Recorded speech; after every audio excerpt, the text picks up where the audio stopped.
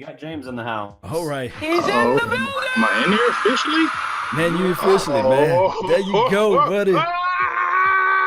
Mama, there go that man again. My God. Hey, he don't need no introduction, but I want you to introduce yourself, man. Go ahead. Hey, it's been a long time, man. I feel like, I'm around all these lovely people. My name is Big Game James, coming from Silver and Blue Nation. We started out about a year, going strong. Now I'm rubbing elbows with all these top dogs. I feel so special in my life.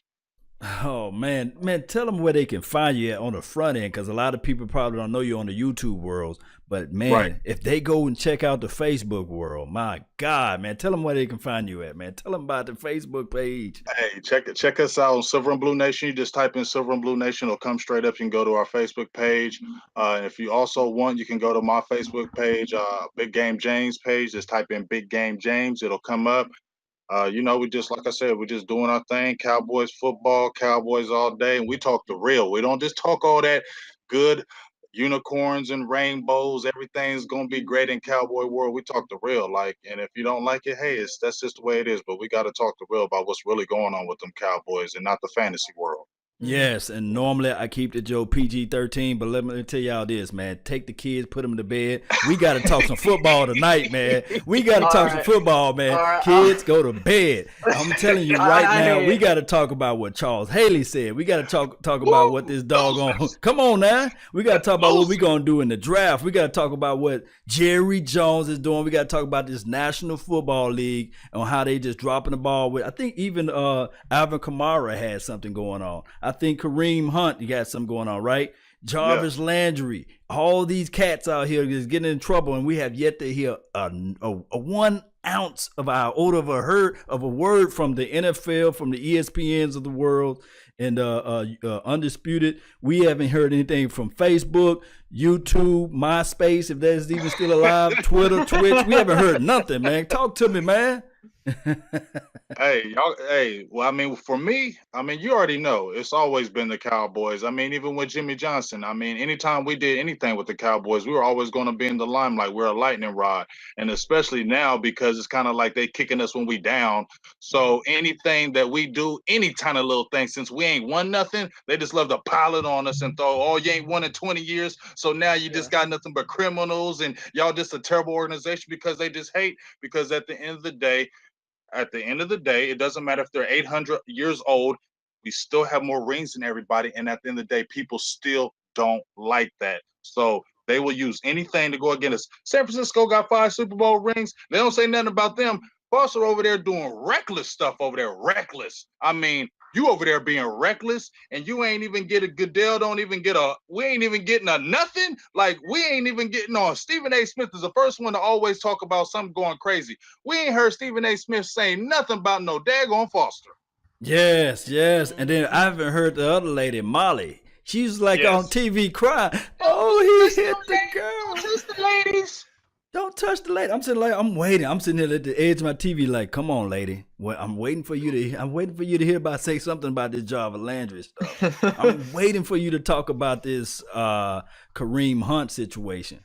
But I guess it don't affect her that way, you know. Yeah, and sorry to cut you off, but in terms of what James said about this notoriety the Cowboys have gained through the popularity of the 90s, hey, I'm a post-dynasty child, so I have not seen the Cowboys be great in my lifetime. It's just been mediocrity in my lifetime. Oof. And I hate they say that because, you got my parents going man, I remember, well, exception of my father because he's a Steelers fan, I know. But I remember when they would just destroy teams left and right. They were just unstoppable. And then what am I supposed to tell my kids if we're still on the same path? Oh, yeah, I remember that one season we won a playoff game. Yeah, you got it bad, bro. I feel bad for you. Yeah, so I got a chance to see 3 Super Bowls. I was so young when it happened, but I was there, but my God, man, you haven't seen not one. Now I'm gonna tell you, man, this guy right here, SpaceCowboys17. That's what you're talking about, a true Cowboys fan, right? Yeah, for real. I was just thinking about that the other day. I was just thinking about that today. I was thinking like, dang, like anybody who was born after like 95 or whatever, and they're Cowboys fans now, like they have to be really, those might be the true fans because they've been through no kind of winning, no kind of consistency, no tradition that I mean, I'm 45. I seen them. I didn't get to see the first one with Staubach, but I saw the one where when we beat the Broncos and all the way through, and I took the heartbreaks when the Steelers was smacking us up in them daggone 70s. I used to cry all the time. And then I seen them 80s when we fall off. But for somebody now who's saw it in the 90s, yeah, you're a true fan because you ain't seen nothing but mediocrity and Jason Garrett and Wade Phillips and Dave Campo and Chan Gailey. Lord have mercy, help you, right? Help your soul. To make matters even worse, I'm not even from Texas. I'm from South Jersey, brother. Ooh, Billy country. You triple get it. Yeah, you know. Somebody buy him a ticket, man. Get him to the game. Oh, Lord, he definitely. Hey, if we win the Super Bowl, you're gonna be first and foremost. I'm giving shout outs too. Right. Yes, Listen, indeed. I'm so hard of a diehard fan. On my channel, I unveiled that I bought a replica Lombardi and I stored it in a box, and I'm opening it the minute we win the Super Bowl. Well, better get rid of Garrett first. Yeah. Oh man. So that break it down. We finna move it over to the topic. Jason Garrett. What are your thoughts on Jason Garrett? I want you to go first, Big Game. Then I let Space goes after you, man. Well, I mean, I'm gonna be first to say about Jason Garrett. I'm not gonna jump on like the train because a lot of people are on Garrett, but I'm gonna be very honest with you. When we hired Garrett, I'm gonna be honest, I wasn't excited about the hire with Garrett. He just wasn't that type of coach where I felt like he was gonna lead us to the promised land. But I felt like, you know what? He's a Cowboys coach. I'm gonna roll with it and I'm gonna see what he brings to the table. I'm gonna tell you right now, my sister can't stand Jason Garrett. Like she has a serious hate for him. And I used to try to back him up, like, come on, sis. Look, he's okay. He's okay. Give him time to build a program. Give him time to build a program. And then I would see us 5-3. And then we have the December swoon. And then we missed the playoff, 2011. We be winning again and then fall off again. And I'm just sitting there thinking, like, in my head, like, what's wrong with this guy? But here's the thing about with Jason Garrett to me. As far as him being a person that can build a program, I think he can do that. As far as putting things together, meticulous, putting plans, game plans together, being that meticulous type person, I think he's good. But I think where he fails is when he gets on the game day situations because he takes so long to process information because he thinks so much. When things happen right then and there, it's like he can't make that quick decision. And I think that's what hurts us so many times in these games. And let's be honest, since he's been coached, do you ever feel when you sit down and watch a Cowboys game that we're ever just going to win the game? No, you're sitting on the edge of your seat every single game because you're worried if we get a lead in the second half, it's going to come back and we're going to be sitting on the edges of our seat in the fourth quarter with 2 minutes left in the game thinking, please get this touchdown or please stop the ball. And it's every single game and every single year. He's just not the guy. And I'm not trying to hate on him, but after 8 years, you are what you are. There you go. There you go, Darreck. I saw your face pop up, man. I want you to go next, man. Hey, you spit the fire. I'm gonna retort, man, at the end. But Darreck, I want you to go and see because I know you had an article. You guys can go find it on the website, the DallasProspect.com. You can find out the article of what the Jason Garrett, how his lineage is attached to the Cowboys. But Darreck, give me your thoughts on Jason Garrett. Man, my situation with Garrett has always been pretty straightforward. I agree with James and everything he said. The main thing I have with Garrett, I don't think he's good at making in-game adjustments, and I don't think that he's good at making adjustments, sometimes even year to year. If something worked one year, he never goes back and makes adjustments for it, whether it's a player out, like the entire 2015 season, basically, whether it's a player out or whatever. We don't try and change our game plan at all to fit the players that we have. And as a result, the offense kind of becomes stagnant and all that. And back until the offseason. It's the offseason when you actually see them actually apply a change. And that's why they are hot for a year, cold for a year, hot for a year, cold for a year. We hadn't had back-to-back 10-win seasons since, like, I think 98. I mean, it's something. No, you know what? I think there's one in the early 2000s now that I think about it. I can't say the year off the top of my head, but I think there is one since then. But the point is, for about a decade, we haven't been able to win 10 games in back-to-back seasons. And that's not just everyone talks about like first place schedule versus last place schedule. That makes an impact, sure. But, if we don't have like the Zeke suspension this past year, and if, in games like the Atlanta game, we make any adjustments at all, we're probably looking at, another 11, 12 win season. It just boils down to being able to make adjustments with the talent you have. And you just have to be able to adjust. And I don't ever see that from him. And as a result, we go hot, we go cold, we bounce back. That's nice, but it keeps him hanging around, which drives, I think, the majority of the fan base crazy. And, that's like his whole thing. You referenced the article on the website that Micah wrote for us. That's the same kind of thing. He talks about, the Garrett family kind of connection to the franchise and everything like that. And how overall it's really been an underwhelming kind of, run for Garrett in any level with the Cowboys, whether it was as a player, as a coordinator, as a coach, whatever. But because he can mix in a couple decent years, his connection and everything with the family kind of keeps him within that goodwill. And so it just keeps this vicious cycle going. Same mundane thing over and over again. Vicious, dirty, evil cycle. Space, man. What are your thoughts on? He's been your coach, Space, since you was like 11, 12. Yeah. # not my coach. Let me tell you something. Whoever thinks Jason Garrett is a good coach is out of their mind, because I'm not.